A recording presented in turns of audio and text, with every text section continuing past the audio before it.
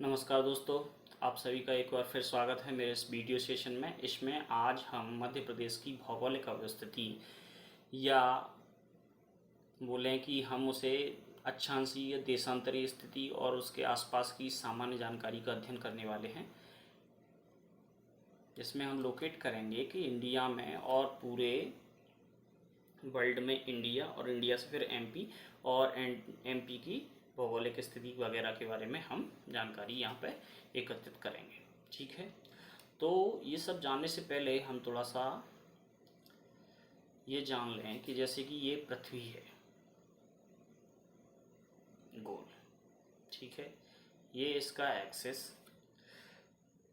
और यदि माना जाए कि ये नॉर्थ है, ये साउथ है, ये इधर ईस्ट है और इधर वेस्ट है। ठीक है, तो यदि इसे बीच से डिवाइड करें जो कि भूमध्य रेखा करती है, तो यदि ये नीचे वाला हेमिस्फीयर है वो क्या कहलाएगा? South hemisphere. ऊपर वाला है वो क्या कहलाएगा? North hemisphere. और इधर वाला ये वेस्ट हेमिस्फीयर हो गया, और जो इस तरफ वाला है वो क्या क्या कहलाएगा? East hemisphere. तो अपन जिस तरफ से देखेंगे उस तरफ से इसका एक अर्धगोला लेंगे और वो उस तरफ का कहलाएगा। अब जैसा कि हमें मालूम है, अक्षांश रेखाएं कैसी होती हैं? वो आड़ी होती है,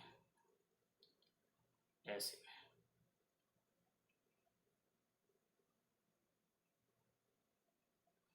और ये तो हो गई आड़ी अक्षांश रेखाएं।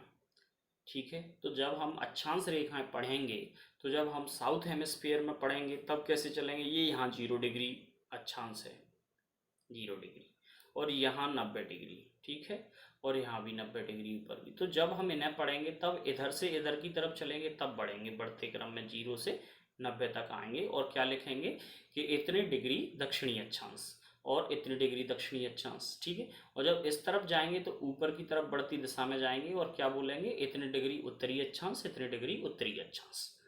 ठीक है, और जब ये नॉर्थ और साउथ का काम खत्म हो जाएगा अक्षांशों का, फिर आएंगे हम किस चीज पर?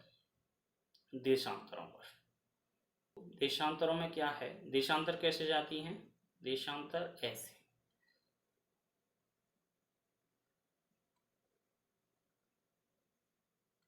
खड़ी रेखा है, जो कि एक प्रकार से संकेंद्रित हैं, और जो भूमध्य रेखा पर एक दूसरे से बहुत दूरी पर, और सारी जाकर कहाँ पर मिल जाती हैं?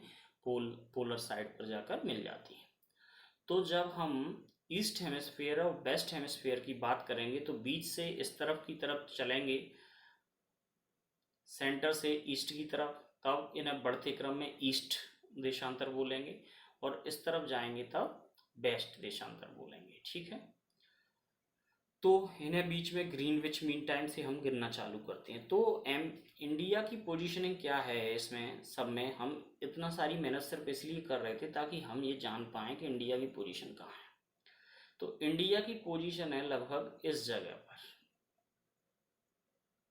ठीक है, जो कि क्या है? कर्क रेखा से, जो भूमध्य रेखा है उससे जस्ट ऊपर है, और कर्क रेखा इसके बीचों बीच से गुजरती है।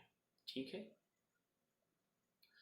अब यहाँ पे हमने देख लिया कि कर्क रेखा इसके बीचों बीच से गुजर रही है। ठीक है, अब आगे चलते हैं। तो ये आ गया हमारा इंडिया, इसके बीचों बीच से कर्क रेखा गुजर रही थी ऐसे। तो चूंकि एमपी भी क्या है? भारत के बीचों बीच स्थित है, तो कर्क रेखा इसके बीचों बीच से गुजरती है, और इसकी जलवायु परिस्थितियां भी कर्क रेखा की वजह से प्रभावित होती हैं। ठीक है, अब आते हैं हम, अब इसके बीच से एमपी को उठा के देखते हैं, तो उसके पड़ोसी राज्यों से देखेंगे कि उसके कौन कौन से जिले उसके पड़ोसी राज्यों से कनेक्ट करते हैं, और उसकी अक्षांशीय देशांतरीय स्थिति क्या है। ठीक है, चलो एमपी पर आते हैं अब।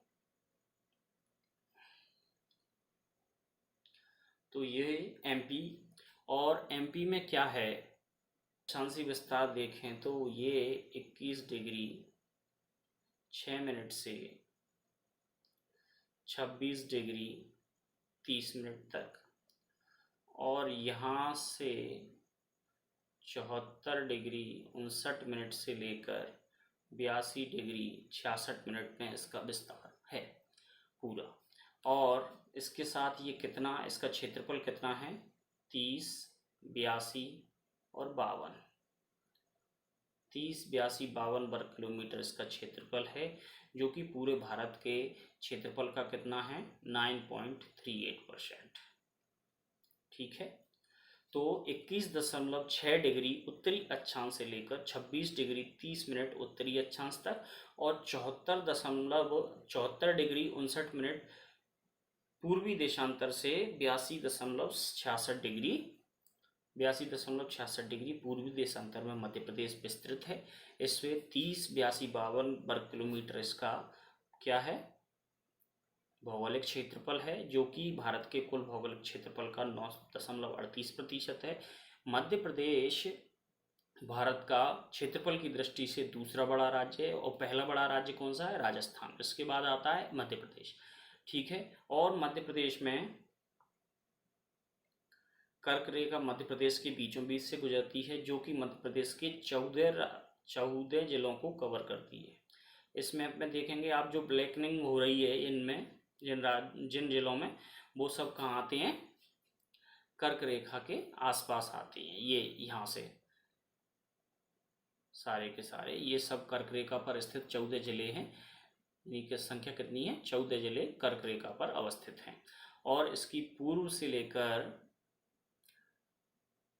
लेकर पश्चिम तक कितनी लंबाई है, 870 किलोमीटर, और उत्तर से दक्षिण तक कितनी है, 605 किलोमीटर। ठीक है, सबसे उत्तरी कौन सा जिला है, मुरैना है, और सबसे दक्षिणी कौन सा है, बालाघाट है। इधर कौन सा है, सिगरौली। सबसे पूर्वतम, सबसे पश्चिम, अलीराजपुर। ठीक है, साथ में हम यहाँ पे एक और चीज़ देख लेते हैं अभी के इसके आसपास कौन से राज्य हैं और एमपी के कौन कौन से जिले उससे लगते हैं। जैसे कि राजस्थान,